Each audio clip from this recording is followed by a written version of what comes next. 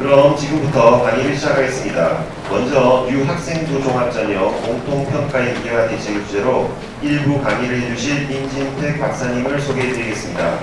강사님께서는 현재 경희대 수석입학사정관이시며 한국대학 입학사정관협의회 초대회장, 교육부 및 17개 시도교육청 대학입학 관계자 대상 특강을 수백회 하시는 등 대한민국 학생부 종합전형을 만들고 집행하고 이끌어 가시는 분으로 유학생부 종합전형 공통평가요소 및 평가항목 등 다수의 대입 관련 도서를 집필하셨습니다. 강사님을 큰 박수로 맞이해 주시기 바랍니다.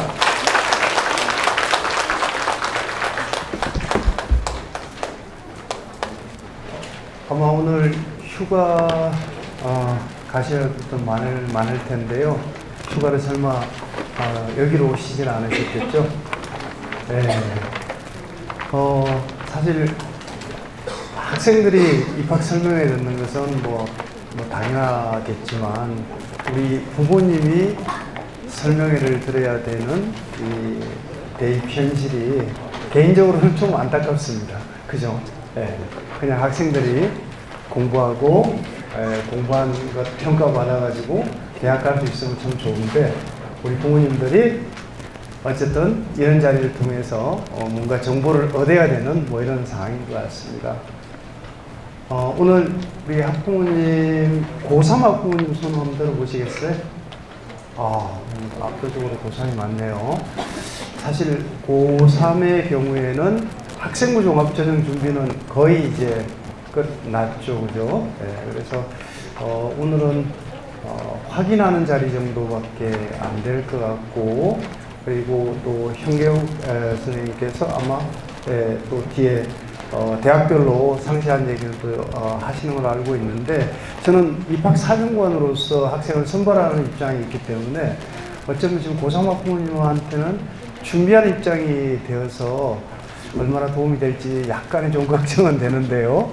하여튼 한번 맞춰보도록 하겠습니다. 자, 그러면 제가 먼저 한번 질문을 한번 해보죠. 학생이 일단 기본적으로 공부는 잘하는데 성실하고요. 근데 학과에 대한 관심은 좀 별로 없는 학생이 있습니다.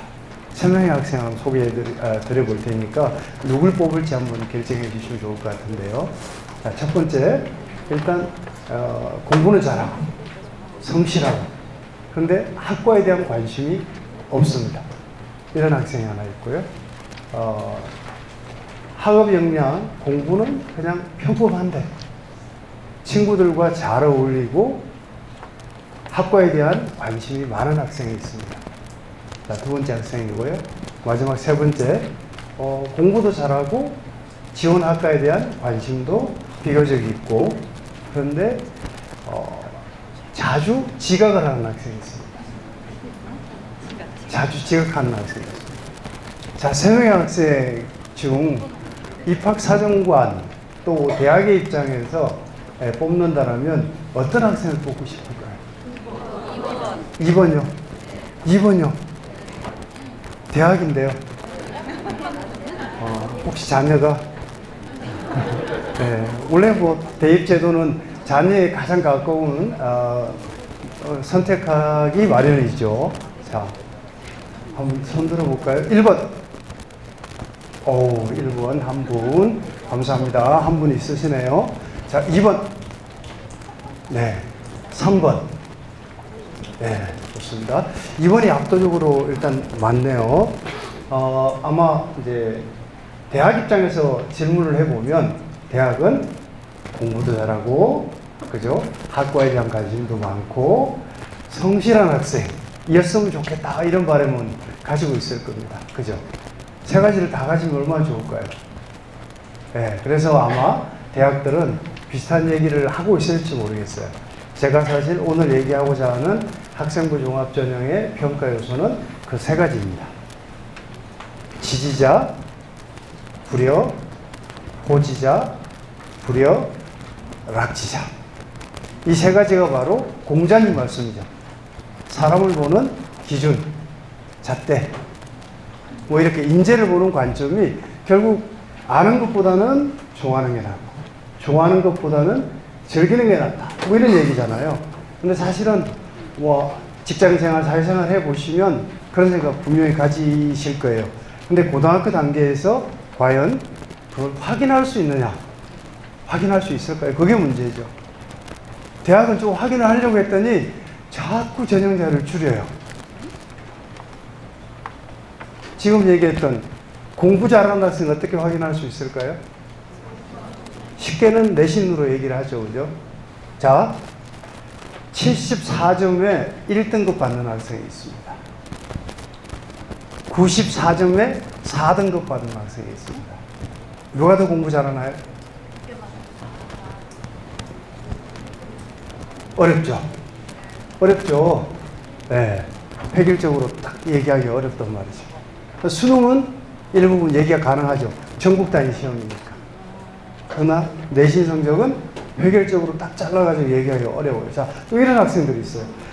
2학년 1학기 때는 4등급인데 2학년 2학기는 1등급, 3학년 1학기도 1등급이에요. 4, 1, 1 이렇게 됐어요. 이 학생의 수학 실력은 4, 1, 1 평균 내면 뭐 2점 몇 등급 나오겠지만 1 받은 걸 보고 수학을 잘하는 거 아니에요. 이런 식의 해석의 영역이 존재한단 말이에요. 그러니까 단정적으로 딱 잘라놓고 이 학생이 공부를 얼마큼 잘하느냐를 딱 말하기가 쉽지 않아요. 근데 여기에다 하나 더 보태면 등급만 있는 게 아니잖아요. 뭐 발표라든지 토론이라든지 실험이나 이런 거는 되게 잘하는데 학생이 시험만 좀 못 쳐요. 그런 학생들이 있죠. 또 반대로 수업 활동을 열심히 참여 안 하는데 시험만 잘 치는 학생이 있어요. 이런 걸 묶어서 우리는 공부라고 얘기를 하는데 이 공부를 판단하는 잣대도 생각보다 그렇게 쉽진 않아요. 그래서 저희는 이제 사정관은 그런 것들을 하는 게 이제 전문가로서 가장 중요한 역량이라고 볼 수 있을 것 같고요. 자, 두 번째, 좋아한다. 이 학과를 좋아한다를 판단하는 기준은 뭐가 돼야 될까요? 어떻게 알 수 있을까요? 이 학과에 관심이 많아요. 이 학과에 대한 기초 소양이나 이런 어떤 관심, 이해, 노력, 활동 뭐 이런 것들을 어디 보면 알 수 있을까요? 학교생활 기록부에 진로활동상 없어졌죠? 진로희망상 없어졌어요? 예전 같으면 자기소개서에다가 명시를 해놨죠. 내가 이쪽 과에 관심이 많다. 이렇게 되어 있는데 요즘은 이렇게 이제 바꿔서 얘기합니다. 내가 관심 있는 분야에 대한 과목을 들어요. 그죠? 또 내가 관심 있는 분야에 동아리 활동을 해요. 진로 탐색 활동을 해요. 이게 좋아하는 것 이렇게 설명을 해볼 수 있을 것 같아요. 자, 세 번째, 성실하다, 친구들과 잘 어울린다. 그걸 뭘 통해서 알 수 있을까요? 즐긴다. 친구들끼리 같이 모여서 즐기는 거. 뭘 통해서 알 수 있을까요? 뭐 가장 쉽게는 아까 얘기했던 자율, 동아리, 진로 활동에서 팀 단위 활동들을 확인할 수 있고요. 더 본질적으로 가장 많은 활동은 아마도 수업 시간에 수행평가 과정에 친구들끼리 팀을 이뤄가지고 뭔가 발표를 하고 참여를 할 거예요. 그죠? 그런 기록들이 기록되는 게 바로 학교생활 기록부의 세부능 특기사항이에요. 요렇게 지금 제가 얘기했던 지, 호, 락 세 가지가 욕심이 나니까 다 보려고 하는 거예요. 우리 부모님들은 두 번째가 그래도 나은 학생 아니냐 이렇게 얘기를 했는데 감사합니다. 경희대랑 똑같아요. 경희대가 30, 50, 20이에요. 학업 역량 30, 진로 역량 50, 공동체 역량 20. 3, 5, 2로 둔 이유가 경희대는 그런 어떤 본인의 학과에 대한 관심, 그런 열정 뭐 이런 것들을 가지고 있는 학생이 대학 들어오면 더 열심히 할 거라고 봤어요. 자, 오늘 수시 모집 우리 학생들 중에 농어촌 전형 대상자가 좀 많이 있을 거예요. 정시 모집 수능으로 들어가는 전형들이야 뭐 성적 보고 나중에 원서 쓰면 되는 거니까 수능 성적에 맞춰서 원서 내면 거의 뭐 확률은 95% 이상 될 거고요. 예측률이 굉장히 높으니까 수능의 가장 큰 장점은 예측 가능성이 높다라는 게 장점이니까 그때 가서 고민하셔도 되고, 오늘 고민해야 될 지점은 수시 모집의 학생부 종합으로 과연 우리 자녀가 대학을 갈 수 있을까? 적합한가? 뭐 이런 것들을 한번 고민해 주시면 될 것 같아요. 자, 제가 조금 서론이 길었는데 좀 자료 중심으로 빠르게 한번 가보겠습니다. 그래서 지금 이제 학생부 종합의 가장 큰 뭐 화두 질문은 예전 제가 입학 사정관제 초기만 하더라도 중간에 이제 학교 재학 중에 꿈이 바뀌면 동아리 활동이나 창체 준비가 부족해서 어떻게 되나요? 이 질문이 많았다면 지금은 과목 선택. 지인들이 저한테 가장 많이 하는 질문이 우리 자녀가 원래 화장품 연구원이 꿈이었는데 2학년 2학기 때 물리학 연구원으로 꿈을 바꿨다. 그래서 2학년 때까지 화학 중심의 과목을 수강을 했는데 물리학으로 바꾸니까 물리 관련 과목을 안 들었을 때 어떻게 되나요? 이 질문을 가장 많이 합니다. 그죠? 여기에 대한 답. 경희대는 이 요소를 평가 요소로 활용을 합니다. 왜? 아까 얘기했던 학과에 대한 관심이 있어요를 보여주는 중요한 지표 중에 하나가 과목 선택이라고 본 거예요. 나중에 한번 상세하게 한번 말씀 나누기로 하고요. 자, 이제부터 슬라이드가 한 130장 정도 되기 때문에 빠르게 가겠습니다, 제가. 대학 입장에서 고민은 아까 제가 넓게 말씀을 드렸지만 같이 한번 고민해 주시면, 대학 입장에서는 일단 뽑고 싶은 학생은 나와 있는 대로 대학 들어오면 누가 공부를 잘할까? 사회에 진출하면 졸업 후에 사회에 누가 더 성공적으로 진출할 수 있을까? 이런 고민들이 있고, 조금 더 가면 최근의 고민은 제가 이제 가로 안에 쳐놨는데 중도에 포기하지 않을 학생. 그 학생이 누굴까? 경희대 정시 모집 등록자의 1학년 중도 포기율 얼마나 될까요? 1학년 때 수능으로 들어오는 학생들의 대학 그만두는 비율이 얼마나 될까요? 20%. 학생부 종합은요? 4%. 대학 입장에서는 대학 들어와서 본인 학과를 좋아하고 충성도 높은 학생들을 학생부 종합으로 뽑을 수 있다, 이렇게 생각하는 거예요. 그럼 학생부 종합이 좋은데 많이 뽑으면 되지 않나, 이렇게 생각할 수 있잖아요. 그런데 정부 대입 제도가 수능 40% 이상을 권장한다가 되어 있어서 한계는 있습니다.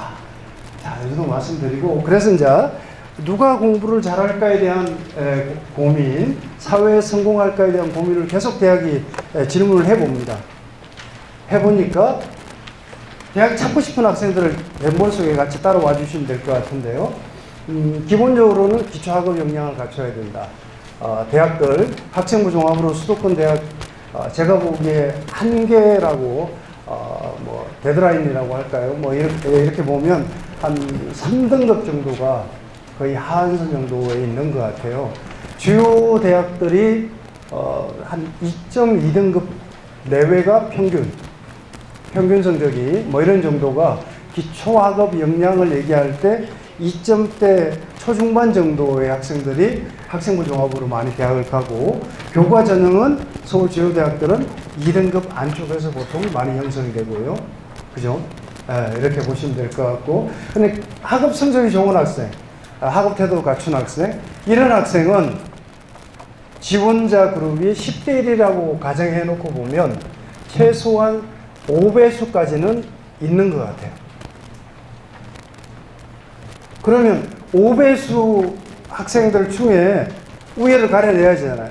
대학 입장에서 뽑아야 되지 않습니까? 그때 이제 선택받느냐가 중요할 것 같아요. 그걸 저는 변별력이라고 생각을 하는데요. 결국 대입에서의 변별력은 어디에서 날 거냐. 이게 이제 핵심이잖아요. 교과 성적은 2점대 중반 학생들이 전체로 보면 5배수까지는 나온다. 10대 1로 봤을 때. 나머지 5배수에서 경쟁 변별력 우위에 점하려면 제가 보기에는 결국 학생 입장에서는 뭐 다른 표현으로 제가 그냥 뭉뚱그려서 표현을 쓰면 심화 탐구 역량 이렇게 불러도 될 것 같아요. 대학은 기본적으로 공부하는 기관이기 때문에 깊게 사고하는 학생을 좋아해요. 그건 틀림없습니다. 학생부 종합에서 깊게 성찰하고 사고한다는 의미를 제가 용어를 좀 바꿔서 한번 말씀을 드려보면 이렇게 한번 정리해보죠. 순수 인문 쪽, 인문 계열들은 아마도 창의적 사고력을 가장 좋아할지 몰라요. 순수 인문 쪽은 인문학적 상상력, 창의적 사고력 뭐 이런 스타일의 학생들을 가장 선호할 가능성이 높아요. 사회계열은 어떤 학생들을 가장 좋아할까요? 예를 들면 뭐 사회, 정치, 행정, 경제, 뭐 경영 뭐 이런 과들 다 묶어가지고 어떤 학생을 가장 좋아할까요? 제가 한 단어로 그냥 꼽는다면 정답은 없지만 분석적 사고력. 분석적 사고력을 가진 학생들을 그런 학생을 가장 선호할 가능성이 높아요. 자, 자연계 그러면 자연계는 어떤 학생들을 가장 선호할까요? 한번 상상해 보시죠. 자연계 학문 특성상 어떤 학생들을 가장 좋아할까요? 저는 과학적 사고력이라고 생각해요. 과학적 사고력이라고 생각하는데 이 과학적이라는 표현은 결국 사회계열은 문제 해결력에 가깝고 뭐 자연과학도 마찬가지지만 결국 실용적 응용력, 결국 이론을 기반으로 해서 뭔가를 창출해낼 수 있는 그런 능력을 가진 학생들을 좋아할 거예요. 근데 고등학교 수준에 과연 그게 가능할까? 이런 이제 질문을 할 수 있죠. 그죠? 그런 학생들을 찾을 때 용어적으로는 제가 보기에 자연계 스타일은 심화 역량에 가까운 학생들을 좋아하는 것 같아요. 깊게 성찰해 나가는 학생을 좋아해요. 그러니까 생명과학이면 의대 가려면 기본적으로 생명과학 1, 2, 두 과목 정도는 다 이수를 해야 되고 거기에서 깊은 성찰 과정들이 필요해요. 탐구 역량이라고 얘기합니다.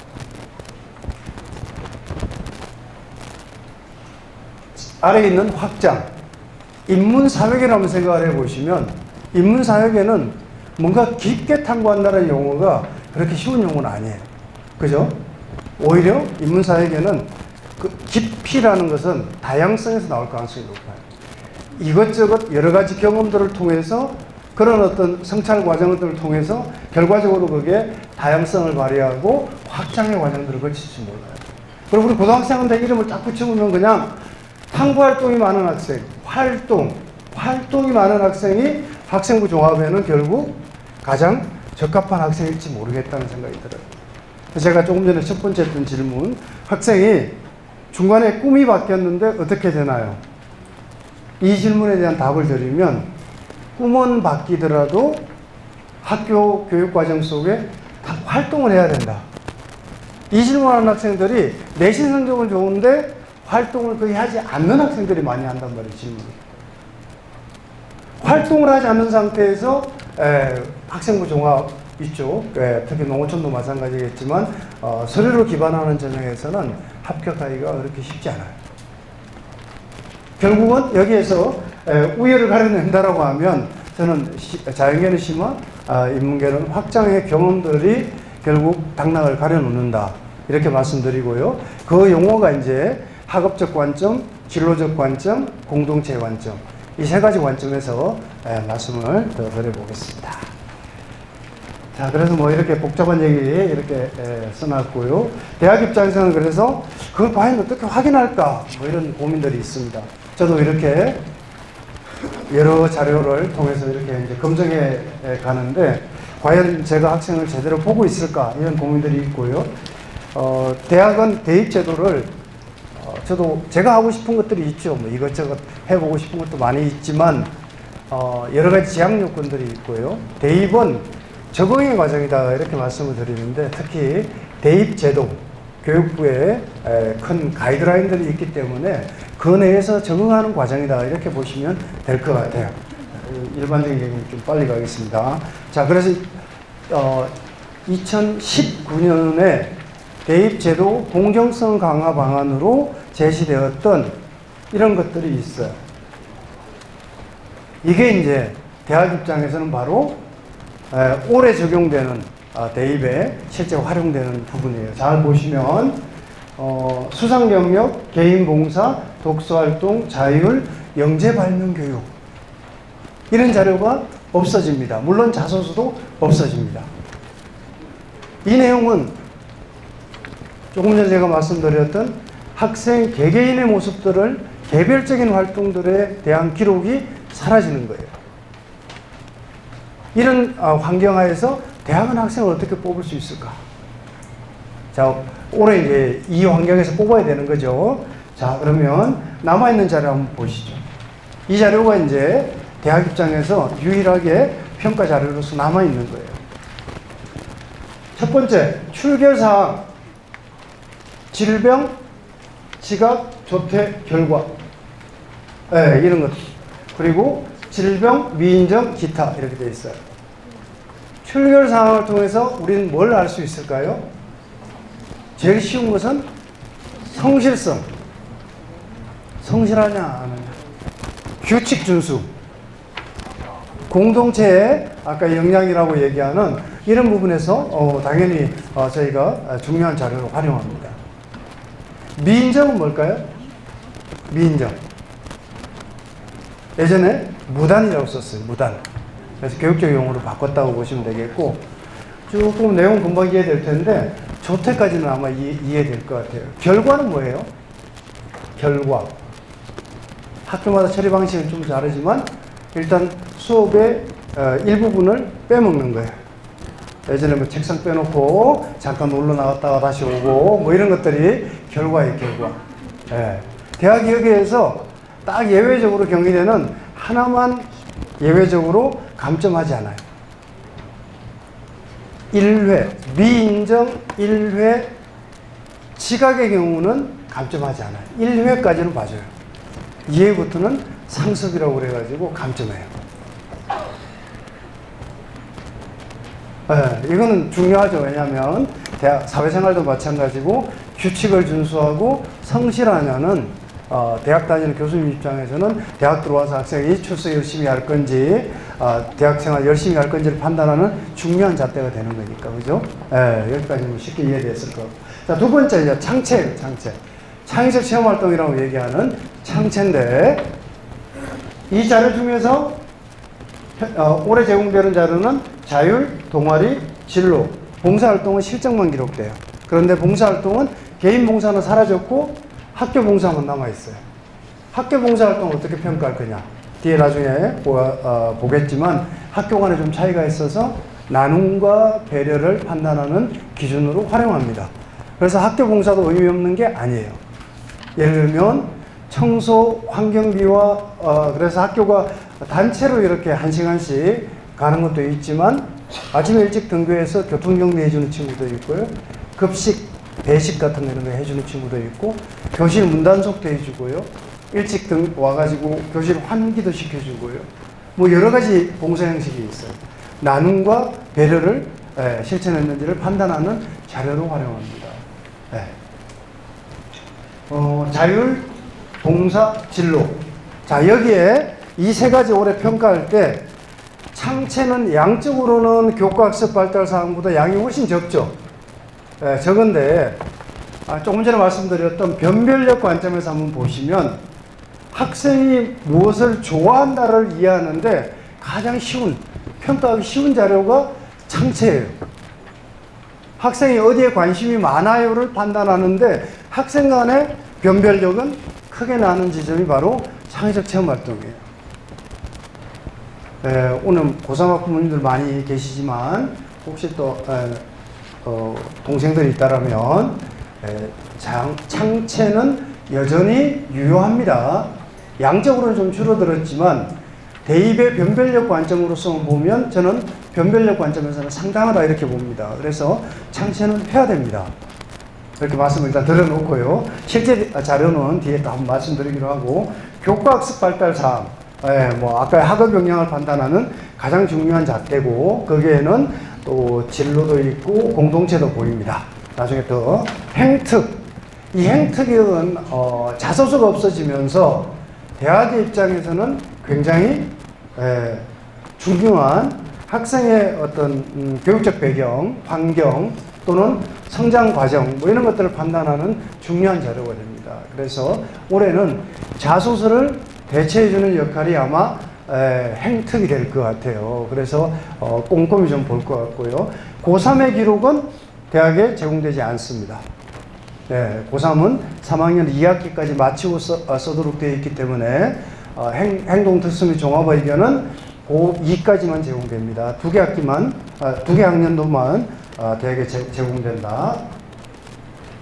자, 고교학점제 얘기는 좀 먼 얘기니까 그냥 빠르게 가고요. 대학 입장에서는 2028학년도가 됩니다. 2028학년도니까 좀 먼 얘기니까. 예.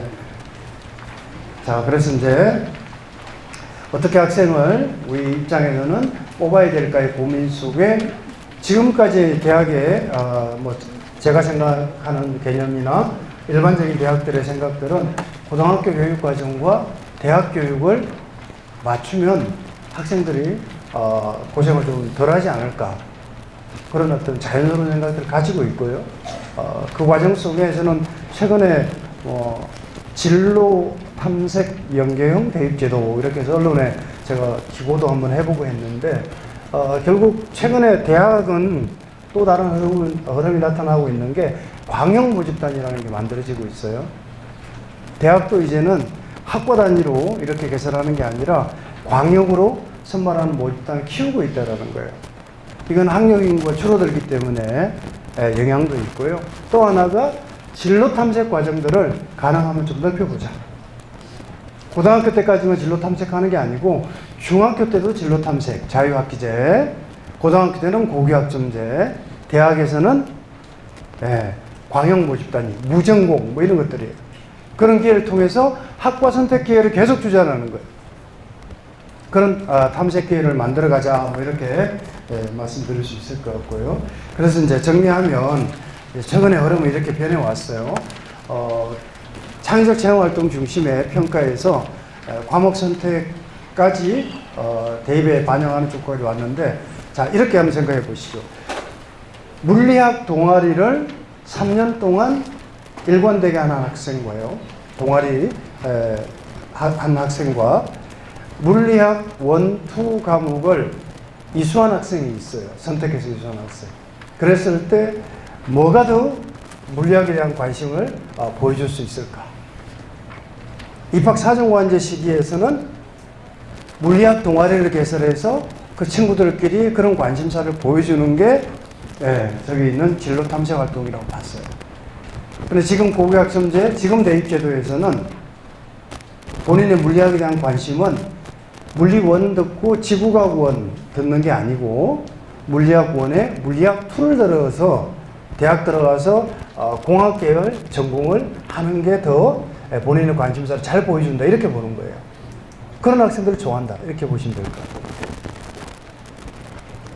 생략하고요. 그래서 뭐 여러 가지 변화를 이제 겪고 왔는데 경희대형과 서울대형을 잠깐 보여드리고 쭉 하면 교과형과 종합전형이 지금 통합되는 과정에 있는데 제가 보기에 그렇습니다. 대학의 이 자료 보시면 이 중간 지점에 학생부 전형력을 보는 학생부 종합 그리고 학교 생활 기록부 교과 성적만 보는 교과 종합평가, 교과평가라는 제도가 도입이 됐고요. 교과 성적만 반영하는 교과 전형이 있고요. 뭐 이런 스타일들이 있습니다. 빨리 가겠습니다. 서울대는 그래서 작년부터 정식 모집 수능 전형에 교과 학습 발달만 평가하는 교과 평가를 도입을 했습니다. 서울대 가려면 재수, 삼수를 하더라도 수능 성적만 좋아서는 갈 수가 없다는 뜻이에요.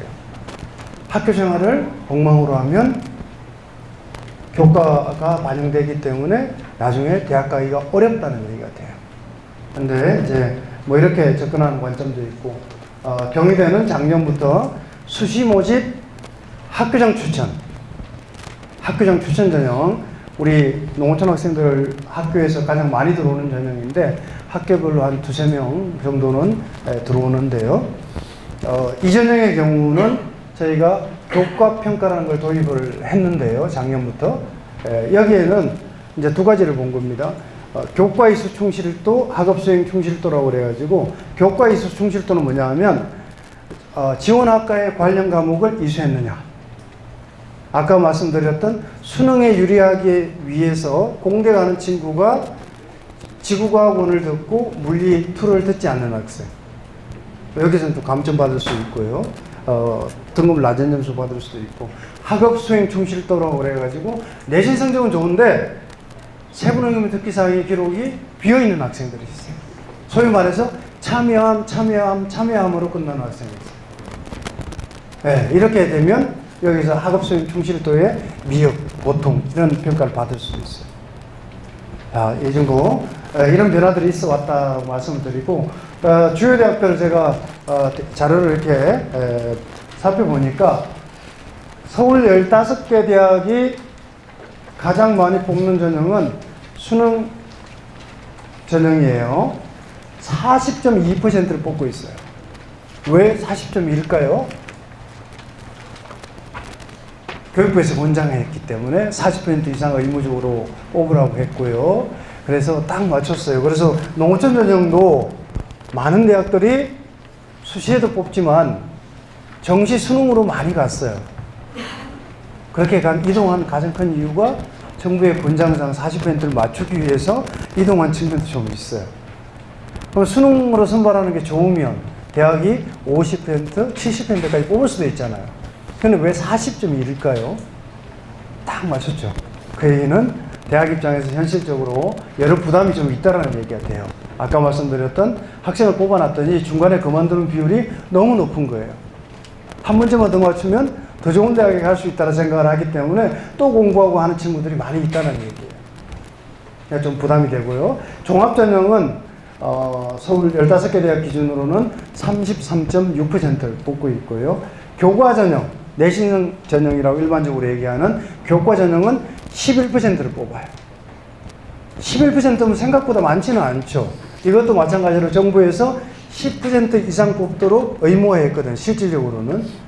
근데 왜 또 딱 11%일까요? 대학의 현실에 뭔가 잘 안 맞는다는 얘기예요. 왜요?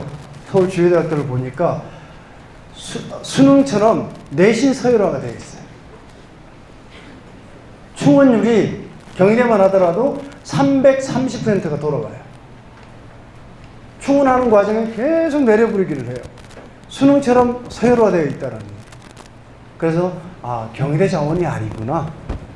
서울대부터 시작해서 6장을 원서를 낼 때 이렇게 나눠 쓸 거 아니에요. 결국은 서열대로 계속 이렇게 대학 입장에서는 좋은 전형은 아니다. 이런 생각을 가지고 있죠. 자, 그래서 학생부 종합으로 대학들이 좀 많이 뽑고 있고요.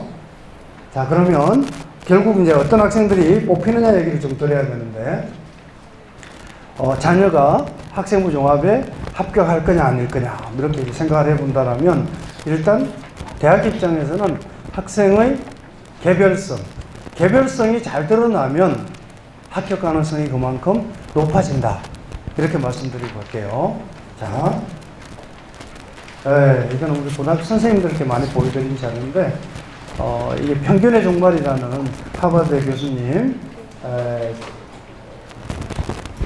이 내용을 간단하게 요약하면 인간의 재능이라는 게 굉장히 다양하고 다차원적이기 때문에 평균을 가지고 설명을 할 수가 없다라는 거예요. 그래서 다양한 다기능적, 다차원적 관점에서 살펴봐야만 인간의 재능을 알 수 있다라는 거고요. 그래서 교육의 방향이 그렇게 가야 된다, 뭐 이런 얘기고, 평가하는 저희 입장에서는 그렇게 학생을 개별적으로 살펴야만 좋은 학생을 찾을 수 있다, 뭐 이런 얘기예요. 주장이에요. 평균이라는 것도 인간의 어떤 평균이 존재하는 것도 첫 번째 들쭉날쭉의 원칙이라는 개념이 그거예요. 평균도 여러 가지 조합들의 결과물일 뿐이지 하나의 잣대가 아니라는 거예요. 다 뜻을 교육에 관심 있는 분 한번 읽어주시면 좋을 것 같아요. 자녀의 결국 언어 역량들이 뛰어난지를 살펴보시고 그쪽으로 밀어주셔야 된다는 얘기예요. 이 정도만 말씀드리고요. 그래서 대학 입장에서는 개개인성이니 개별성이니 뭐 이런 것들 얘기를 할 수밖에 없고요. 자녀가 학생부 종합에 제가 아까 활동이 많아야 된다고 하는 이유가 이런 개별성이 잘 드러날 수 있도록 여러 활동들을 좀 보여줘야 된다는 얘기예요. 그래서 제가 그 용어를 두 가지로 정리를 했어요. 작년에 평가하면서 학생들 자료를 읽으니까 세부 능력 및 특기사항이라고 하는 자료에는 주제 탐구 활동이 많아요. 창의적 체험 활동에는 진로 탐색 활동이 많아요. 그런 모습 속에 대학은 학생의 개별성을 저희가 볼 수 있었어요. 결국 이 내용이 이만큼 더 평가 요소에 해당되는 이 10가지에 얼마큼 부합하느냐가 답이에요. 우리 고등학교 선생님들께서 학생의 점수를 평가할 때는 이제 제가 연구 책임자로 했던 연구고 재작년에 발표를 저희가 했죠. 미리 예고를 했었죠. 5개 대학이 공통으로 쓰고 있는데 학업 역량, 진로 역량, 공동체 역량을 보는데 평가 항목으로는 10개 항목이 있어요. 학업 성취도, 학업 태도 탐구력, 전공 계열 관련 교과 이수 노력, 전공 관련 성취도, 진로 탐색 활동 경험, 협업과 소통, 나눔과 배려, 성질과 규칙 준수, 리더십. 이 10가지를 본다라고 되어 있습니다. 그런데 우리 선생님들께서 점수 주는 방식은요, 10가지 평가 항목별로 점수를 배점을 주는 방식이 일반적이에요. 고등학교에서는. 대학은 5개 대학은 제가 다 확인해 봤더니 평가 항목별로 점수를 주지 않고요. 이렇게 평가 요소별로 점수를 줘요. 학업 역량 30, 진로 역량 50, 공동체 역량 20. 이거는 뭐가 차이가 있을까요? 자, 공동체 역량을 한번 생각을 해 보시면 보통 자연계 학생은 리더십 활동이 상대적으로 리더십은 조금 부족한데 좀 스타일이 다른 리더십이죠. 그런데 학생들이 협업하고 성실하고 뭐 이런 것들은 자연계 학생들이 뭐 충분히 자질을 갖췄다고 말씀을 한단 말이죠.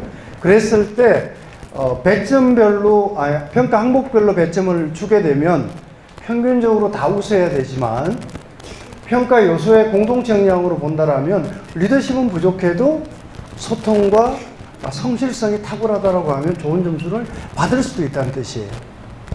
자, 학업 역량도 마찬가지예요. 학업 성취도는 2등급 정도 되는데 탐구 활동이 부족해가지고 평균적 점수를 구하면 조금 낮은 평가를 받은 학생이 있을 수도 있고요. 내신 성적은 3등급 정도 되는데 주어진 활동이나 이런 것들은 굉장히 많아서 결과적으로 탐구 활동에 좋은 평가를 받아가지고 학업 역량에 높은 점수를 받을 수도 있습니다. 이 얘기는 뭐냐면 학생부 종합은 결국 장점을 찾는 제도다 이렇게 보시면 돼요. 학생의 장점을 최대한 찾아보려고 한다라고 보시면 될 것 같아요. 그래서 요소별로 점수를 주지 항목별로 점수 주지 않는다라는 말씀을 드리고요. 자, 이 10가지를 한번 설명을 드리겠습니다. 10가지를 한번 생각해 보시고 자녀가 얼마나 여기에 좋은 평가를 받을지 생각해 보시면 좋을 것 같은데요. 자, 첫 번째 이제 제가 오늘 진로 역량부터 먼저 설명을 드릴게요. 왜냐하면 50%로 비율이 제일 높기 때문에 진로 역량에서 첫 번째 어떤 과목을 들을 거냐에 대한 얘기인데 저도 이제 여러 가지 연구들을 많이 해봤는데 학생들이 선택하는 행위들 이런 것들을 살펴보니까 진로 선택 과목은 7개 내외 정도를 3학년 1학기까지 들어요. 자연계 학생이 인문계보다 한 과목 정도 더 듣는 걸로서는 나와요. 왜 그럴까 하고 보니까 과학 2 과목들이 진로 선택 과목으로 있고요. 수능 과목이 사회계열 과목들은 일반 선택 과목이 있다 보니까 상대적으로 자연계가 진로 선택 과목을 더 듣는 것을 알 수 있고요. 이 얘기는 뭐 고등학교 교사들한테 맞는 얘기니까 많이 하는 질문 하나만 정리하고 가면요. 학생들이 어떤 과목을 들을 거냐에 대한 부분에 어려운 과목들을 많이 들으면 좋은 거 아니냐. 그 농어촌 지역은 그래서 이런 선택권들이 좀 부족하지 않느냐 이 질문을 많이 하는데요.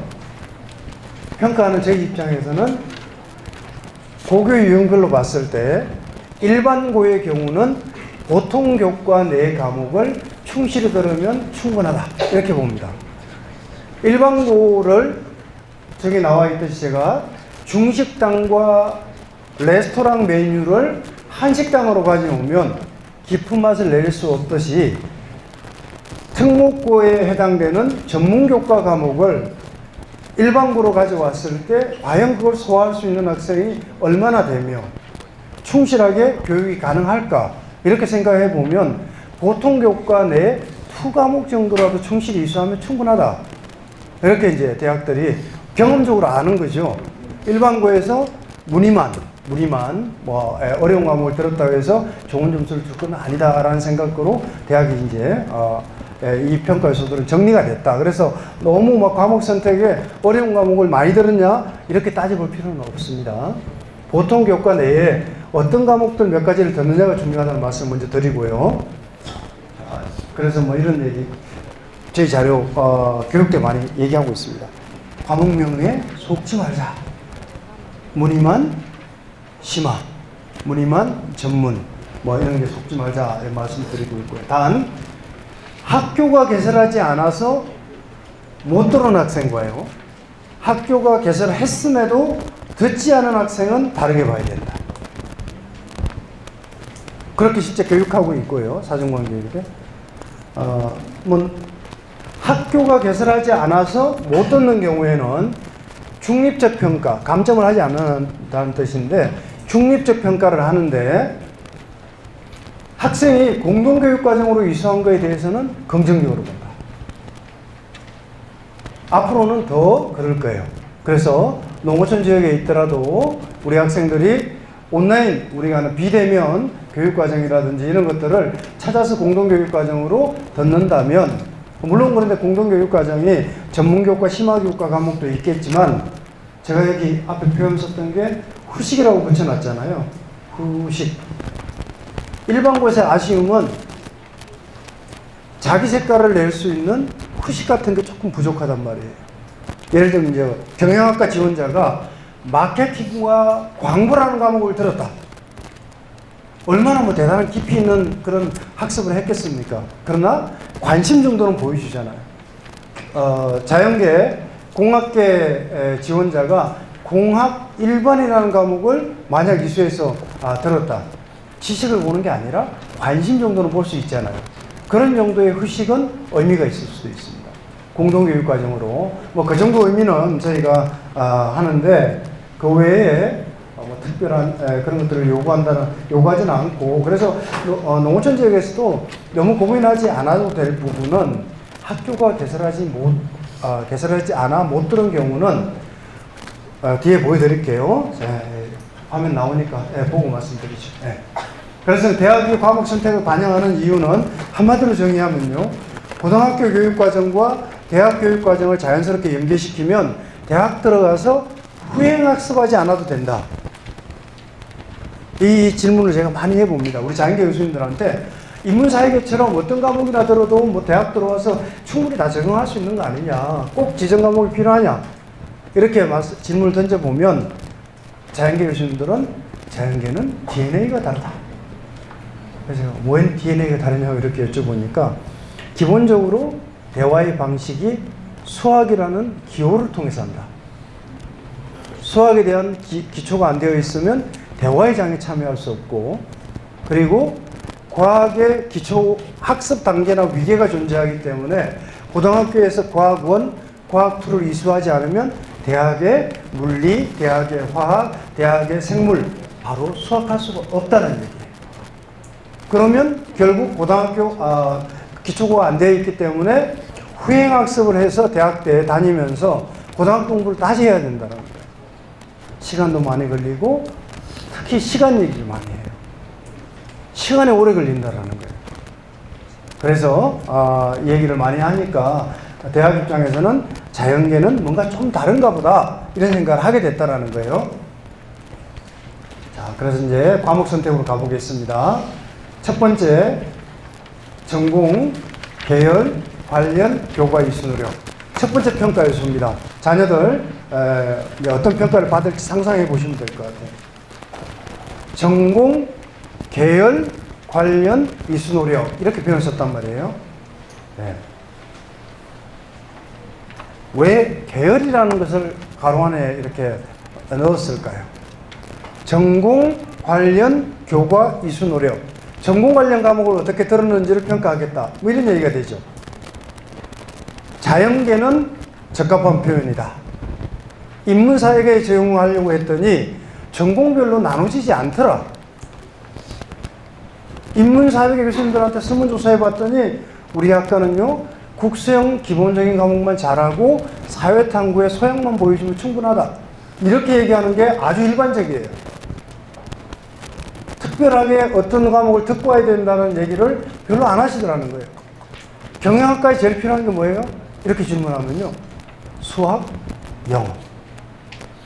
수학하고 영어 잘하면 대학 들어오면 웬만하면 경영학과 다 따라갈 수 있다라고 얘기해요. 경제나 경제수학을 듣지 않더라고요. 자연계는 말씀드렸듯이 학과별로 뭔가 다른 게 있는 것 같다. 이렇게 말씀드리고요. 자, 가보겠습니다.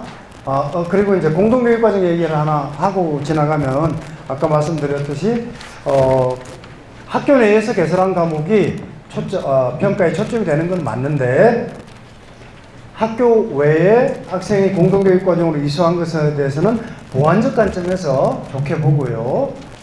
그것도 안 되면 꿈이 바뀌었을 때 만약 그게 안 된다면 본인의 관심사로 창의적 체험활동이나 이런 걸 통해서 보여주는 것은 필요합니다. 화장품 연구원이 꿈이었다가 아까 말씀드렸던 물리학 연구원으로 꿈을 바꾸면 화장품 연구원으로서 다양한 활동과 경험을 했고 물리학 연구원이 되고 나면 관심이 바뀌면 거기에 맞는 최소한의 창체 이런 노력들은 좀 필요하다는 거예요. 바뀌고 나서 화장품 연구원으로서는 관심은 따로 평가를 받는 거고요. 네, 이렇게 일단 정리하고요. 자, 이제 실제 화면을 한번 보여드릴까요? 좀 멀어서 안 보일 수도 있는데 실제 평가 화면이에요. 학교마다 다르다고 말씀드렸잖아요. 교육과정 개설하는 게. 대학이 그걸 어떻게 알아요? 이렇게 화면을 보여주는 거예요. 교육과정 리스트라고 해서 공통과목, 일반 선택 과목, 진로 선택 과목, 전문교과 1, 2 이렇게 나눠져 있어요. 이수교과에 국어, 수학, 영어 이렇게 되어 있어요. 자, 학생 이수한 과목은 음영 표시되어 있어요. 수학에 수학 1, 2, 확통, 경제수학, 수학 과제 탐구를 들었습니다.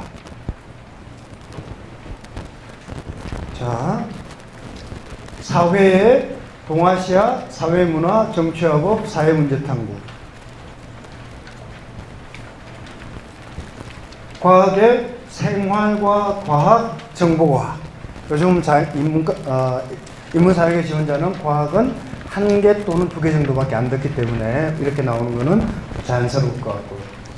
그래서 음악, 미술, 제2외국어.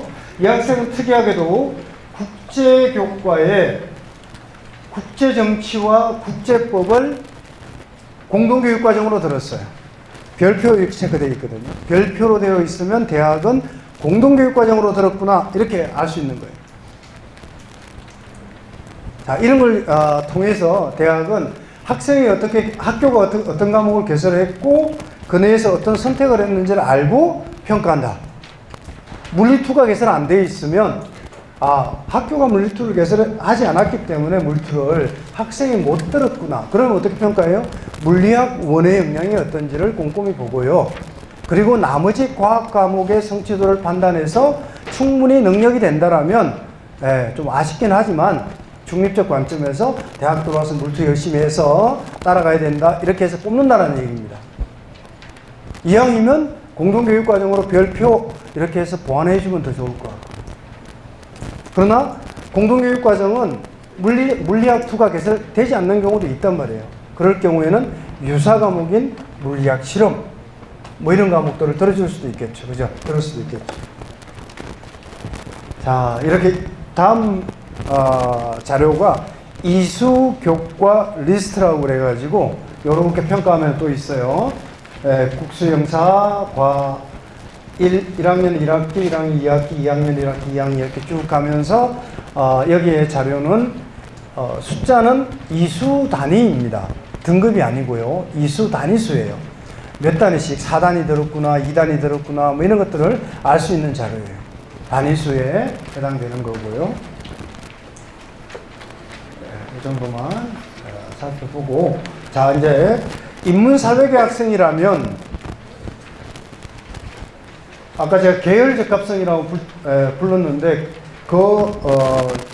기반이 되는 설문 델파이 조사, 전국 팀장급 사정관들한테 델파이 조사했던 결과예요. 보시면 인문사회 상경계 지원자가 사회탐구 선택 과목을 대부분 듣지 않는 경우에는 중대한 감점 사유가 될 수는 있다. 사탐을 다 안 들으면. 그런데 상경계 지원자가 경제나 경제 수학을 듣지 않는다고 해서 중대한 감점 사유냐? 아니다라는 의견이 훨씬 많고요. 경미하거나 영향 없음 이렇게 나왔어요. 근데 제가 이 설문을 우리 교수님들께도 계속 질문해 보니까 대부분 교수님들이 같은 얘기를 합니다.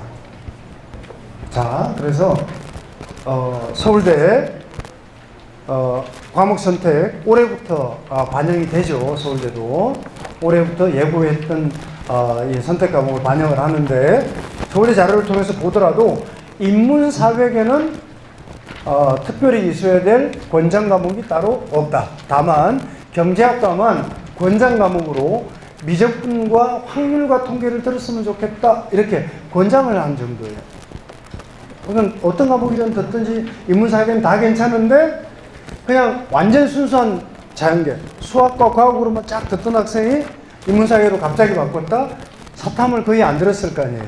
그런 경우에는 좀 감점 받을 수도 있다는 뜻이에요. 그 외의 경우는 문제가 없다. 네. 자, 경영학과 지원자 3명을 보여드립니다. 이 학생은 수학과 사회 중심으로 한번 보시면, 첫 번째 학생 확률과 수학 1, 수학 2, 확통, 사회에 세계사, 사회문화, 윤리와 사상 뭐 이런 과목을 들었습니다. 자, 두 번째 학생 경제수학, 심화수학, 사회교과의 일부 과목을 들었습니다. 자, 세 번째 학생 경제수학, 확률과 통계, 수학적 사고, 경제, 국제경제 과목을 들었습니다. 자, 3명의 학생 중에 대학 들어오면 경영학과에 누가 가장 빠르게 적응할까요? 잘 적응할까요? 3명의 학생 중에 누가 가장 잘 적응할까요? 3. 세 번째 학생. 동의하십니까? 네, 대체로 그렇게 말씀할 수 있는데, 그것은 대학 교육과정과 고등학교 교육과정의 연계성이 높다 이렇게 보시는 걸 거예요. 그런데 경희대는 3명 다 뽑았습니다. 3명 다 뽑았습니다. 뽑은 이유는 아까 말씀드렸던 국수영 기초과목만 제대로 잘 되어 있으면 대학 들어와서 수학하는데 전혀 문제가 없다. 경제나 경제수학도 경제 관련 과목도 대학 들어와서 하면 됩니다. 통계학, 경영학과에서 많이 배우는 통계학도 수투 그리고 확률과 통계 이런 정도만 고등학교에서 잘 갖췄다라면 충분히 따라간다라는 거예요. 경제 관련 과목도 대학 들어와서 공부해도 된다는 얘기입니다. 그러니까 크게 부담 없죠. 인문사회계는 그래서 그렇게 이제 과목 선택에 민감하진 않으니까 그냥 국수영 사회교과 이 정도로만 생각을 하시면 될 것 같습니다. 자, 이제 두 번째가 자연계 학생들이 조금 어려움이 있는데, 전공 관련 교과에서 노력이라는 표현을 썼는데, 자연공학의학계 지원자가 수학 미적분을 안 듣거나 과탐을 안 듣거나, 물리학 계열 지원자가 물투, 화학 계열 지원자가 화투, 생명과학 계열 지원자가 생투를 만약에 안 들은 경우에 어떻게 될까요?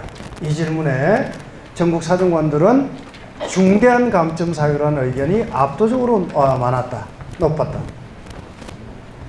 왜 자연계를 압도적인 감점 사유라고 봤을까요? 중대한 감점 사유라고? 네, 이게 중요하죠. 그래서 제가 공동 연구를 추가적으로 진행한 이유입니다. 하게 됐는데, 서울대 자료를 보면 서울대는 학과별로 과학과 과학2와 수학의 조합으로 이렇게 정리를 해놨어요. 쭉 한번 보시면 되는데, 자, 저희 경희대하고 5개 대학은 같이 연구를 해서 이렇게 정리를 했습니다. 올해 평가받을 때 이렇게 적용을 할 거예요. 한번 보시면 확률과 통계가 좀 특이한 점이 있어요. 다른 것은 뭐 거의 학생의 이수 과목 비율과 대학 우리 교수님들의 자연계 교수님들의 의견이 크게 다르지 않았어요. 근데 확통을 보시면 교수님들은 5.0 만점에 4.5 이상이 다 필요하다고 응답을 했어요. 확률과 통계가 중요한 과목이고 고등학교에서 이수하고 왔으면 좋겠다라는 의견이었습니다. 그런데 이수한 학생들의 이수 비율을 보니까 70% 내외더라는 거예요. 다른 과목은 수학 교과 과목이 90%가 넘는데 왜 확통만 학생들의 이수 비율이 이렇게 낮을까요? 오늘 이 자리에 온 학생들 중에서 있을 거예요. 자연계인데 확통을 못 들어온 학생이 있어요. 왜요? 학교가 확률과 통계, 미적, 기하 중에 3과목 중에 2과목을 선택해야 하거나 아니면 미적하고 합통을 묶어가지고 둘 중에 하나를 선택하게 만들거나 이렇게 지정하는 학교도 있단 말이에요. 그 학교는 못 들을 거 아니에요. 네. 그런 것들 때문에 결국 확통을 못 듣는 상황이 올 수 있다는 거예요. 그래서 대학이 설문조사 결과로는 핵심 과목이 돼야 돼요. 필수적으로 들어야 되는 과목은 맞는데 바로 적용하는데 좀 무리가 있다라고 봤고요. 그래서 저희가 권장 과목으로 바꿔놨어요. 우선 몇 년 후에는 핵심 과목이 될 거예요. 핵심 과목이 된다는 뜻은 안 들으면 감점 받을 수 있다는 뜻이고요. 그런데 지금 단계에서 바로 적용하는 데는 무리가 있다. 이렇게 본 거예요. 그래서 올해는 확통을 안 듣더라도 자연계 학생은 문제는 없습니다. 다른 과목에서 성취도가 뒷받침이 되면 문제될 건 없는데 앞으로 이제 학생들이 만약 자연계에서 듣는다면 확률과 통계까지 좀 듣고 왔으면 좋겠다. 이렇게 정리하겠습니다. 나머지 관련 과목은 뭐 그렇게 어렵지는 않은데요. 일반 상식과 크게 다르지 않습니다. 이렇게 한번 보시면 수학, 컴퓨터, 산업 계열의 대학의 모집 단위가 있어요. 이 학과들의 자연계 이수를 권장하는 과목을 보면 과학은 없습니다. 수학만 있습니다. 그 학과 교수님들이 직접 응답한 자료예요. 보니까 이게 이 수학, 컴퓨터, 산업 계열은 과학은 그렇게 중요하지 않다라는 얘기가 될 수 있어요. 오히려 수학이 훨씬 중요하다. 제가 컴퓨터 계열이 좀 이해가 안 됐는데 좀 확인을 했더니 전기전자와는 다르게 전자는 과학의 여러 기초 과목들이 중요한데 컴퓨터 계열은 소프트웨어 측면이 강하기 때문에 수학을 탁월하게 잘하는 게 더 중요하다 이렇게 얘기를 하더라고요. 그래서 5개 대학 결과는 이렇게 정리가 됐고요. 물리, 기계, 전기전자는 물리학 1, 2를 이수했으면 좋겠다라는 거예요. 물리학 1, 2 이렇게 되어 있고요. 자, 계속 가보겠습니다. 화학과 화공, 재료, 에너지 이런 과들은 보시면 화학 1, 화학 2에 화학공학과는 물리학 1을 핵심 과목으로 뽑았거든요. 공학이니까. 그러니까 공학은 전반적으로 물리학을 중요하게 본다. 이렇게 보시면 될 것 같고요. 생명과학은 생명과학 1, 2, 화학 1까지. 천문지구는 지구과학 1, 2, 그리고 물리학, 화학 이렇게 나왔습니다. 자, 의학계열, 약학, 간호. 세 개 계열은 조금씩 차이가 있는데요. 생명과학 1, 2는 필수적으로 다 중요하다고 합니다. 생명과학 1, 2는 다 중요하다고 하는데 차이가 있는 과목은 화학이었습니다. 화학.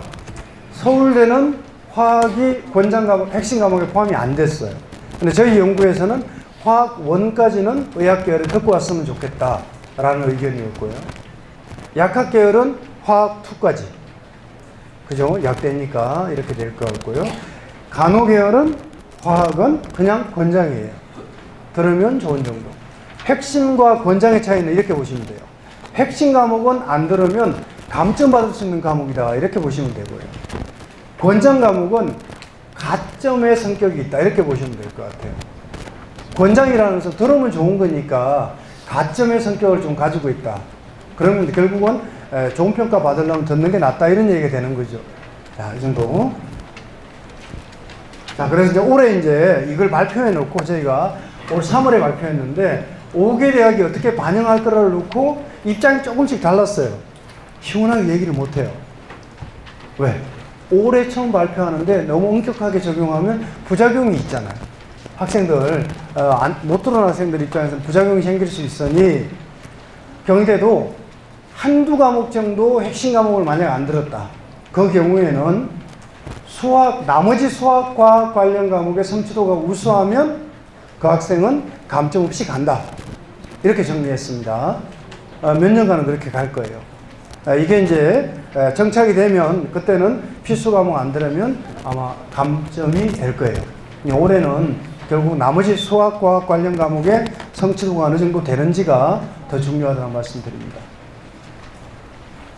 그래서 설문조사 결과에서도 공동교육과정을 이수하면 긍정적으로 평가한다는 의견이 86%로 압도적으로 높게 나왔어요. 그래서 학교가 개설하지 못한 경우에는 듣고 왔으면 좋겠다 이런 의견들이 있더라는 거예요. 이렇게 별표로 표기된다. 평가 때 정도 말씀드리고요. 그래서 제가 이 보여드렸던 권장 과목 이런 것들은 뭐 당연히 지원 자격은 아니고 오늘 말씀드렸듯이 들으면 좋은 뭐 이런 측면 평가 요소적인 측면 일부만 좀 반영되는 정도다 이렇게 말씀드리고요.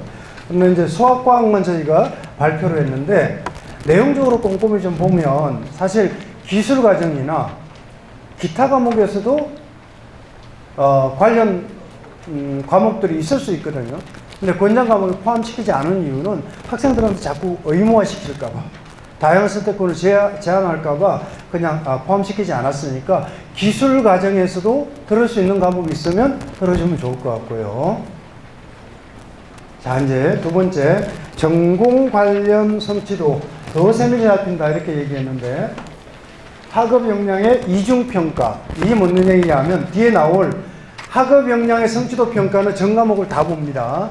기술 과정, 제외국까지 다 보는데 여기에서의 전공 관련 성취도는 자연계는 수학과학, 조금 전에 해당되는 그 과목의 성취도만 집중해서 본다.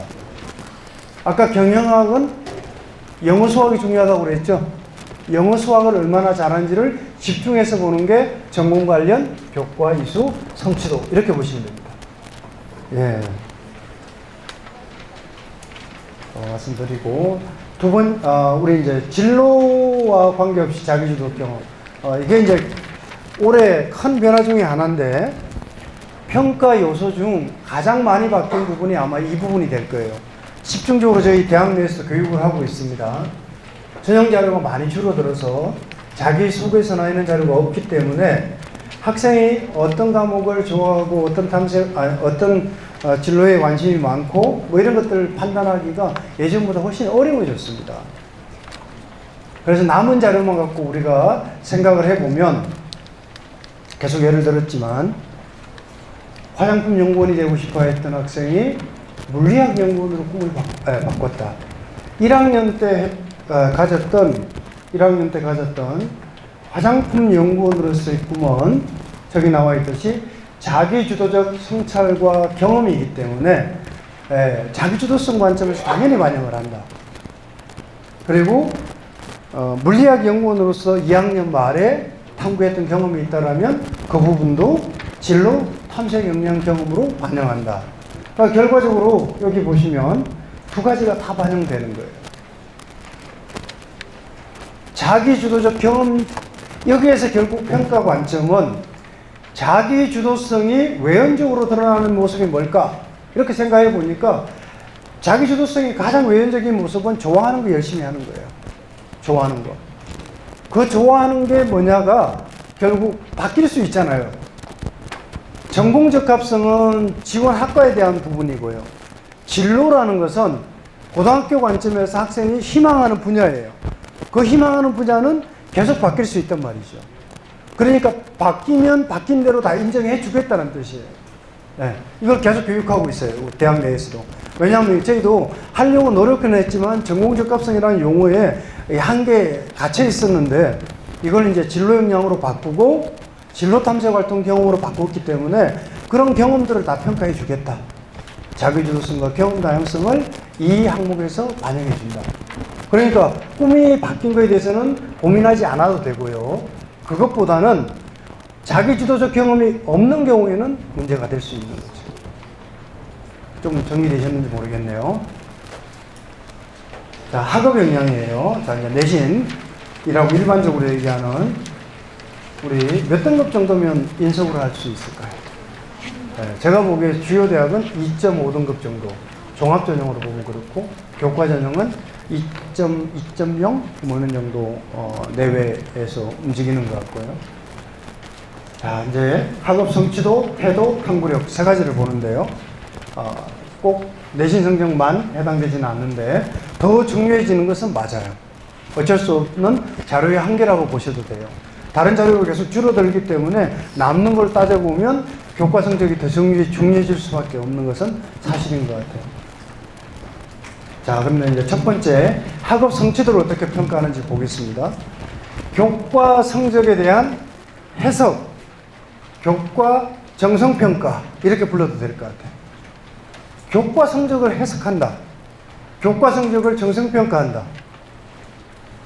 예, 우리가 이제 저는 그렇게 표현을 썼는데 학생부 종합은 내신 등급 전형, 석차 등급 전형이 아니다. 석차 등급 전형이 아니고 여기 나와 있듯이 교과에 대한 정성 평가, 교과 성적에 대한 해석 이렇게 이름을 붙여보고요. 전과목 본다, 성적 추이 본다, 교육 환경 고려한다. 교육 환경 고려한다는 얘기는 특목고 학생들 무리한다는 기사가 자꾸 나오던데 되게 오해가 있는 것 같고 통계적으로 보면 일반고가 한 70% 이상 정도는 주요 대학들이 계속 선발되고 있으니까 일반고 현황 정도 그렇게 선발되고 있다고 보면 될 것 같고요. 그러니까 특목고는 특목고대로 교육과정이 다릅니다. 전문교과를 충실히 이수해야 돼요, 학생들은. 거기에 성취도가 안 나오는 학생은 뽑을 수 없어요. 특성화고도 마찬가지예요. 전문교과 2를 충실하게 들어야 돼요. 저는 특성화고 뽑을 때 국수형은 좋은데 전문교과 2에 해당되는 성취도가 안 나오는 학생은 저는 안 뽑습니다. 특성화고는 그걸 배우기 위해서 들어갔잖아요. 그럼 그 과목은 잘해야 되는 거죠. 뭐 이렇게 정리하고요. 그러면 일반고의 경우에는 전문교과를 배우는 교육과정이 아니잖아요. 보통교과 배우는 교육과정이잖아요. 그 보통교육과의 성취도가 충분히 잘 나오면 그대로 존중해 주겠다는 뜻이에요. 이렇게 정리하면 되는데 이 예를 한번 들어보면요. 본문에서 안 볼 수 있는데 짧게 한번 그냥 한두 국에만 보면 국어 94에 평균 60, 표준 편차 17, 수강자 수 192, 1등급 94점에 국어 1등급을 받았어요. 잘하는 학생이죠. 이런 학생들이 일반적인 모습이에요. 자, 이 학생은 지구과학 원인인데 99점에 평균 90점, 표준 편차 16에 65명이 수강을 했는데 4등급을 받습니다. 영어 98점에 영어 2에 평균이 87점이고 편차가 16에 수강자 수 118명 3등급을 받았습니다. 이 학생의 지구과학 실력은요 99점 4등급. 이 학생의 지구과학 실력은 일반적인 4등급 70점의 4등급보다는 높습니다. 높습니다. 아까 말씀드렸던 2학년 1학기에 4등급을 받았지만 그 이하의 과목은 계속 1등급을 받았다. 평균으로 구한 게 아니라 1등급으로 봐주는 거예요. 학생부 종합은. 우리 학생들 억울해하는 학생들이 있어요. 2등급하고 3등급 경계에 있는 학생들이 있거든요. 그래서 거의 뭐 등수 한두 등수 때문에 3등급을 받는 학생들이 있단 말이에요. 그럼 3으로 너무 억울해할 필요 없어요. 원점수 보고요. 그 다음 학기에 1 만약 그렇게 받았다라고 하면 1등급이니까 곧잘 하는구나 라고 판단하는 거지, 학생부 종합에서 그걸 평균 내가지고 너는 2등급이야 이렇게 계산하지는 않는다는 얘기예요. 그래서 이 부분은 해석의 영역이 좀 있다라는 말씀입니다. 이래서 이제 학생부 종합이 복잡하다 이런 얘기를 하는 거예요. 왜? 학교가 처한 상황이 다 다르고요. 과목별로 다 다릅니다. 여기 보여드리진 않았지만 물리학 같은 경우에도 100명이 수업을 들었는데 물리학 1에서 2등급을 받았던 학생이에요. 20명이 수업을 듣는데 물리학 2에 성취도가 A가 나왔습니다. 20명 A가 나왔는데 성취도별 분포 비율을 봤더니 성취도별 분포 비율에서 95%가 다 A예요. 그럴 수 있다. 그럴 수 있다. 좋아하는 학생들이 들었기 때문에. 그런데 물리학 2가 똑같이 100명이 물리학 1처럼 들었다. 만약 95%가 A다. 부풀려졌다. 이렇게 봅니다. 이렇게 해석하는 해석의 영역이 존재하고, 대학이 궁금한 것은 그 학생의 그 과목의 학업 성취도예요. 진짜 실력을 보이려고 하는 거예요. 이런 것들 다 종합적으로 따지니까 너무 등급 하나에 민감할 필요는 사실 없습니다. 이렇게 성적 추이도 봅니다. 그랬더니 추이 본다고 하니까 우리 학생들이 뭐 6등급에서 5등급, 4등급 이렇게 오르면 좀 많이 올랐으니까 뽑으실 거죠? 이렇게 질문하던데요. 그 정도는 안 됩니다. 저희가 보기에 뭐 많이 오른 학생은 4등급, 2등급, 1등급 이 정도 하면 정말 많이 올랐구나. 우리 학생들 뭐 수학 같으면 거의 뭐 가문의 영광 뭐 이런 그런 게 있어요. 수학에 4등급 하는 학생이 1등급 하면 이건 엄청난 일이에요. 학생 입장에서는 그렇습니다. 뭐 그런 이런 왜 대학 입장에서 이걸 오르는 걸 중요하게 보냐면, 마지막 학기에 좋은 능력을 받는다는 것은 그 학생의 노력의 결과잖아요. 뭐 여러 가지 변수는 있지만 그래도 요즘은 진로 선택 과목이 많아져서 3학년 1학기에 등급 나오는 과목이 한두 과목, 아니 3과목 내외, 국수, 영 한 개씩 정도 포함되기 때문에 이렇게 추이를 파악하기 어렵긴 하지만 그래도 2학년 1, 2학년 2, 3학년 1까지 비교하면 어느 정도는 알 수 있다는 거예요. 그래서 오르는 학생을 좋아하는 건 맞습니다. 그렇게 평가하려고 노력하고 있고요. 경희대 합격자 성적이에요. 최종 등록자예요. 교과 전형은 가장 많이 합격하는 구간은 1.7 정도 되는 것 같아요. 구간이 가장 높게 나왔잖아요. 1.7등급이 교과 전형에서는 가장 많고요. 종합 전형에서 가장 높게 나오는 구간은 2.1. 2.1에서 많이 나왔고 이렇게 펼쳐져 있습니다. 자, 학업 성취도만 보는 건 아니고 태도를 본다. 이 부분인데 이거 굉장히 중요합니다. 사실 대학 공부는 어쩌면 등급 못지않게 학습 태도가 더 중요할 수도 있을지 모르겠어요. 그렇게 말씀도 하세요. 실제 대학 들어와서 결국은 학문하는 자세 이런 것들을 잘 갖춰주는 학생들을 대학은 뽑아야 된다. 그게 뭐냐? 이렇게 질문하면 한마디로 답한다라면 자기주도적 학습 태도. 세부능력 및 특기사항과 창의적 체험활동에 주도적인 학습 태도가 잘 갖춰져 있으면 좋은 학생으로 봅니다. 그건 어떻게 보여줄 수 있어요? 수행평가나 그런 과정 속에 학생이 참여해야만 가능한 거예요. 그죠? 주도적인 학습 태도에 의한 기록이 있어야만 우리는 알 수 있어요. 대학은 기록된 대로 봅니다. 이 지점이 이제 학교 간 차이, 교사 간 차이를 얘기하는. 그래서 이제 항상 질문 받을 때 어려운 지점이에요. 근데 우리는 대학 교수님들 그렇게 말씀드립니다. 어쨌든 학생부가 답안지다. 답안지인데 학교가 써놓은 답안지를 우리가 신뢰하지 않으면 평가할 수가 없다. 있는 대로, 기록된 대로 믿고 평가해야 된다. 근데 그걸 교사 간 차이, 학교 간 차이 이런 것들을 계속 따지다 보면 저희 입장에서는 평가가 불가능해진 상황이 오는 거예요. 그래서 기본적으로는 여러 가지 검토해야 될 사항은 있지만 기록된 대로 그대로 존중하고 평가하자. 이렇게 이제 정리를 하는 거예요. 자, 그래서 주도적 학습 태도가 잘 드러나면 학업 역량에 좋은 평가를 받는다. 이렇게 말씀드립니다. 자, 그래서 그런 예를 한번 보면요. 여러 수업 활동들이 있죠. 토론, 프로젝트, 실험 실습 뭐 이런 것들이 있는데 세부능 특기사항의 기록은 학생 개개인의 활동에 대한 교사의 주관적 평가 뭐 이런 것들이 담겨져 있습니다. 그래서 교육부 자료를 보면 과목별 성취 기준에 따른 성취 수준의 특성과 학습 활동 참여도를 기록한다 이렇게 되어 있습니다. 그런 기록들을 우리는 읽게 되는데 자, 이 학생 자료를 한번 보시면 국어 과목인데요. 멋진 신세계라는 그 책을 읽고 토론하는 활동이었어요. 근데 학생이 보고서를 썼는데요. 자유가 없는 멋진 신세계라는 제목의 독서 보고서를 작성했다. 작품 속의 문명 세계는 완벽한 세상처럼 보이지만 실은 자유가 없는 억압당하는 세상이며 자유가 없는 세상은 아무런 의미가 없다는 측면에서 가장 불행한 사회일지 모른다는 생각을 하며 인간의 본질과 행복의 의미에 대해서 고민하고 인식을 심화시켰다. 인간의 존엄성은 스스로 떨어뜨리는 행위라는 측면에서 바람직하지 않다는 논리적 주장을 했다. 이렇게 기록되는 사례도 있고요. 뭐 여러 가지 스타일들이 있는데 여기에서 우리는 뭘 알 수 있을까요? 학생이 생각했던 과정. 이런 것들을 알 수 있죠.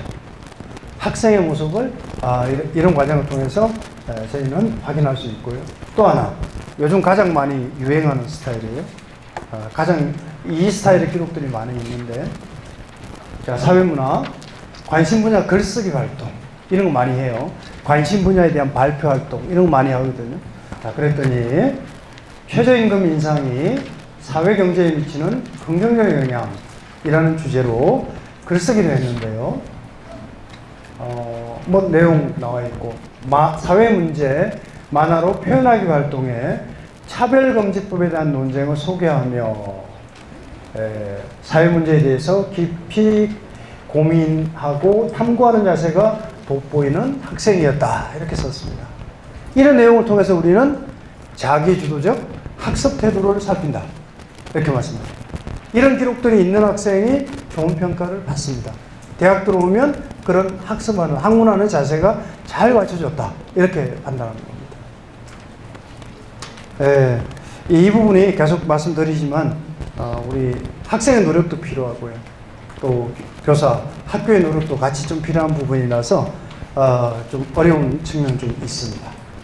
자, 그래서 대학은 40여 개의 과목의 세부 능력 및 특기사항을 읽어보면 어떤 스타일의 학생인지가 대략 잡힌다는 겁니다. 그래서 저는 그걸 맥락이 파악된다 이렇게 말씀을 드립니다. 40여 개의 과목 쭉 읽어보면요. 발표력이 아주 뛰어난 학생이 있고요. 뭔가 학생마다 스타일이 좀 달라요. 그런 모습도 특히 어떤 과목에 재능을 보이는 학생. 영어 말하기 능력이 아주 출중해서 원어민에 가까운 발음과 억양을 구사하는 학생도 있고요. 과목마다 조금씩 다른 모습들이 있거든요. 이런 것들을 대학은 이 세부 특기사항에서 찾는다 이렇게 말씀드립니다. 수행평가 이 부분은 지금 자녀가 좀 어린 학생이 있다라면 학종 준비할 때 가장 핵심은 저는 수행평가라고 생각합니다. 수행평가에 무임승차하지 말자. 친구들끼리 주제 선정 과정부터 시작해서 발표하고 토론하고 이 과정이 실질적으로는 학생부 종합전형 준비 과정이다 이렇게 보고요. 여기에서 제대로 활동을 한다면 기록은 충분히 뒷받침될 거다 이렇게 봅니다. 마지막 이제 공동체 역량입니다. 이 공동체 역량은 용어를 인성이라는 항목을 공동체로 바꿨습니다. 아직도 인성이라는 항목으로 평가하는 대학도 있는데요. 대학이 저희가 공동체 역량으로 바꾼 이유는 전형 자료가 많이 줄어들어서 인성적인 측면을 확인하기가 좀 어려워졌다. 그 부분은 면접 때 보자 이렇게 해봤습니다. 면접 때 보자. 공동체 역량은 학교라는 공동체에서 확인 가능한 그런 역량들, 어쩌면 역량에 가까운 것들을 평가 요소로 삼자, 이렇게 생각을 했던 거예요. 학교라는 공동체에서 일어날 법한. 그런데 사회적으로 한번 보면 저는 사회생활의 성공 조건으로 매우 중요한 항목이라고 봅니다. 어쩌면 뭐 대학 공부는 앞에 있는 두 가지, 학업과 공동체, 아니 학업과 진로 역량이 대학 생활하는 데 중요할지 몰라도 사회생활의 성공 여부는 이 공동체 역량이 매우 중요할 거라고 봅니다. 경험적으로 알고 계시잖아요. 이 공동체 역량이 얼마나 중요한지. 예를 들면 협업과 소통 능력, 나눔과 배려, 성실성과 규칙 준수, 리더십. 이 항목들을 평가 요소로 학교생활 기록부에 살펴보면 웬만큼 다 나옵니다. 자, 이렇게 한번 찾아보시죠. 그래서 학교라는 공동체에서 적극적으로 참여한 학생들이 좋은 평가를 받는 항목이다. 이렇게 말씀드리고요. 협업과 소통. 협업하고 팀 단위의 활동과 교사, 학생 간 소통 능력을 확인하기 가장 쉬운 항목은 세부 능력 및 특기사항. 창의적 체험 활동에 몇 가지 활동들이 있죠. 그죠? 이런 활동을 통해서 협업 능력, 소통 능력을 봅니다. 네, 이거는 자연계도, 인문계도 모두 중요한 역량이라 얘기합니다. 요즘 자연계도 팀 단위로 하는 활동들이 많기 때문에 협업 능력이나 소통 능력은 굉장히 중요한 항목으로 평가받습니다. 예를 한번 들어보면요. 독서인데요. 과목 한번 보시면, 팀별 주제 보고서 작성해서 리더를 맡아 세부 주제에 대한 토의를 이끌어 내용을 세분화하고 팀원들을 독려하여 완성된 보고서를 제출함. 명품 소비의 이유 및 명품 브랜드 기업의 성공 전략을 하위 주제로 정하여 조사함. 뭐 이렇게 나와 있습니다. 또 문학 한 학기 한 권 읽기 활동에 99%를 위한 경제학, 이런 책을 읽었는데요. 정규직과 비정규직 차별, 인센티브 부작용, 기업의 사회적 책임 등을 대한 자신의 견해를 논리적으로 이야기함. 소통 능력, 뭐 이런 것들을 간접적으로 볼 수 있는 항목들이에요. 이런 것들을 다 종합해서 대학은 협업과 소통, 이런 것들을 판단합니다. 채택도 있고 창체도 있고 여러 군데에서 나올 것 같고요. 나눔과 배려, 아까 말씀드렸죠. 개인 봉사는 없어졌지만 학교 봉사는 여전히 있다. 나눔과 배려를 학교 봉사활동으로 저희가 평가할 수도 있고요. 그 외에 나머지 활동들도 있을 수 있는데, 예를 들자면 도서관 운영, 교과서 배분 5시간, 학생 간 멘토 멘티 활동 5시간, 체육시간 끝나고 운동장 뒷정리 2시간, 기숙사 자치급정 3시간, 환기 소등 절전 3시간, 환경 미화 1시간, 뭐 이렇게 쭉 나와 있습니다. 자, 이런 것들, 이렇게 활동하는 학생은 아직까지는 많지 않아요. 제가 보여드리는 예는 현재까지 이런 사례는 많지는 않지만 학교 봉사도 얼마든지 있을 수 있다라는 얘기를 하기 위해서 보여드리는 거예요. 예외적인 학생이에요. 이렇게 많이 하는 학생이 많지 않습니다. 대부분은 15시간 맞추려고 청소, 환경 미화로 16 이렇게 끝난 학생이 가장 일반적입니다. 학생부 종합은 나눔과 배려. 의대 가려면 실천 좀 해야 됩니다. 의학계를 가려면 남다른 나눔과 배려 정신이 필요하다고 얘기합니다. 실제 우리 의대 교수님들하고 여쭤보면 의사는 그런 소양을 좀 갖추고 있어야 된다고 합니다. 자, 성실성과 규칙 준수. 되게 쉬운 항목처럼 보일 수도 있는데 어쩌면 굉장히 중요한 항목이고요. 우리 선생님들께 설문조사 했을 때 제가 한 10가지 인성 관련 요소를 나열해 놓고 꼭 필요한 항목을 선택해 달라 이렇게 했더니 비율에서 가장 높게 나온 항목이 성실성이었습니다. 성실성이 가장 중요하대요. 예, 뭐 이렇게 나오는데 모범적인 학생인 것 같은데 성실성을 판단하는 쉬운 잣대는 예, 출결 상황에는 뭐 해당되고요. 이렇게 질병 저기 저 무단지각 1회 경계는 저기까지는 봐주자고 했어요. 2회부터는 감점한다. 무단 결석은 어떻게 돼요? 실수가 아니라 고의, 감점 이렇게. 예. 결과가 애매해요. 결과. 아까 얘기했던 결과는 학교마다 운영 방식이 좀 다르다고 합니다. 15분 이상 늦으면 결과 처리를 하는 학교도 있대요. 지각이 아니라 결과. 이렇게 처리하는 학교도 있고, 지각은 기본적으로 1분이라도 늦으면 원래는 지각입니다. 예, 학교 처리하는 방식에 따라 좀 다르겠지만, 그래서 결과가 좀 애매하긴 합니다. 대학마다 좀 다를 텐데. 그러나 하여튼, 반복된다라는 얘기는 성실성에서 낮은 점수를 받을 수 있다는 얘기예요. 질병은 어떻게 돼요? 아픈데 집에 쉬어야죠. 예, 그럴 수 있다고 봅니다. 그래서 아픈 거에 대해서는 따로 묻지 않습니다. 그러나 너무 횟수가 많으면 대학 수학하는데 문제가 있을지 모르니 면접 때 조심스럽게 확인하자. 뭐 이렇게 정리합니다. 리더십 활동입니다. 리더십 활동은 대학 입장에서 가장 쉬운 방법은 뭘까요? 학교 임원 활동. 가장 쉬운 방법입니다. 보통 어디 나오나요? 자율활동이나 행특 이런 데 보면 리더십 활동, 동아리 활동도 있고 뭐 이렇게 포함되는 거니까 학급 임원, 학교 임원 활동하면 대부분 리더십 활동으로 평가받습니다. 그런데 그 외에도 수업 발표나 토론할 때 아까 리더로서 역할을 했던 학생도 있잖아요. 주도적으로 끌어주는 학생이 있단 말이에요.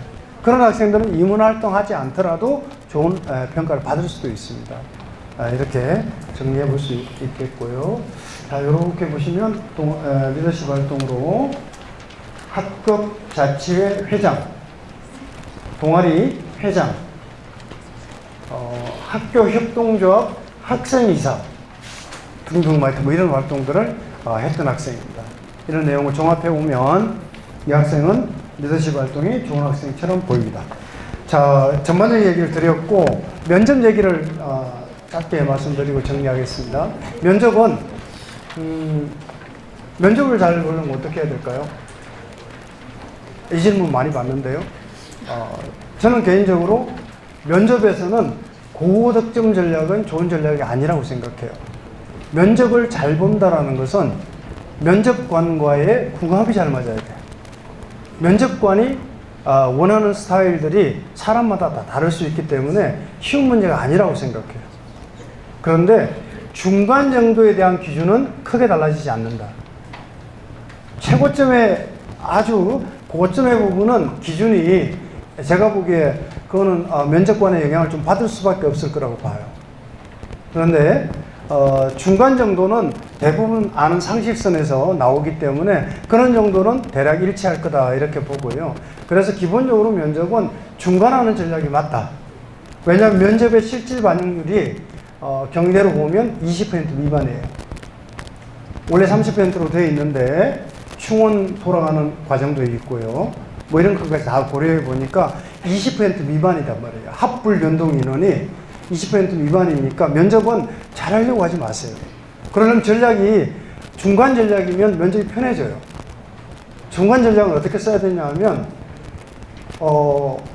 화려하거나 뭐 대단한 논리적인 언변이라기보다 묻는 질문에 정확하게 답하는 훈련을 해야 돼요. 짧고 정확하게 답하는 훈련이 제가 보기에 핵심인 것 같아요. 근데 이게 생각보다 그렇게 쉬운 문제는 아니거든요. 그러려면 우리 학생들이 면접을 가장 못 보는 유형은 제가 보기에 말귀를 못 알아들어서 무슨 말하는지 질문하는데 엉뚱한 얘기, 외운 얘기를 해요. 외운 얘기 많아요. 학교생활 기록부에 있는 특정 주제 발표에 대해서 질문을 하거든요. 그러면 이 활동을 왜 하게 되었어요? 라는 질문을 하면 왜에 대한 얘기를 해야 되잖아요. 근데 처음부터 끝까지 설명을 해요. 실제 그렇게 학생이 그렇게 많이 해요. 대학이 궁금한 것은 왜 했는지 선정 동기를 물어보고 궁금한 점이 있으면 추가 질문을 하는 거거든요. 네, 그렇게 답하는 훈련을 해가야 되는데 그게 이제 캐묻기 면접, 꼬리 물기 면접의 일반적인 방식이에요. 영양 면접은 원래 그렇게 하는 거예요. 궁금한 내용들 몇 가지 질문을 하는 거거든요. 10분 내외. 그러면 면접관이 하는 질문을 잘 들어야 돼요. 이 활동 왜 하려고 했냐고. 왜에 대한 답을 일단 하고요. 추가 질문하면 그에 대한 답을 해주면 돼요. 예. 그리고 뭐 사투리 걱정하는데요. 시원하게 쓰시면 돼요. 네. 전혀 걱정하지 않아도 돼요. 왜냐하면 제가 통계적으로 계속 분석해 보는데 남녀 차이 없다. 그리고 지역별 차이가 나지 않아요. 전혀 나지 않아요. 그래서 내가 수회 분석을 해봤지만 결과적으로는 지역 간 차이, 성별 차이가 없다라는 결론이 도달했기 때문에 사투리 써도 됩니다. 신경 안 쓰고 쓰셔도 되고요. 자, 그래서 정리하면요. 오늘 제가 사실 고3 학부모님의 딱 맞는 얘기를 오늘 드리기는 좀 어려웠고, 평가하는 입장에서 어떤 관점에서 주로 본다는 얘기를 좀 드렸습니다. 그래서 자녀가 그게 부합하는지 그런 것들 따져보고 전략을 세워주시면 될 것 같습니다. 아마 다음 강의에서 구체적인 지원 전략은 나올 것 같습니다. 예, 들어주셔서 감사합니다. 감사합니다.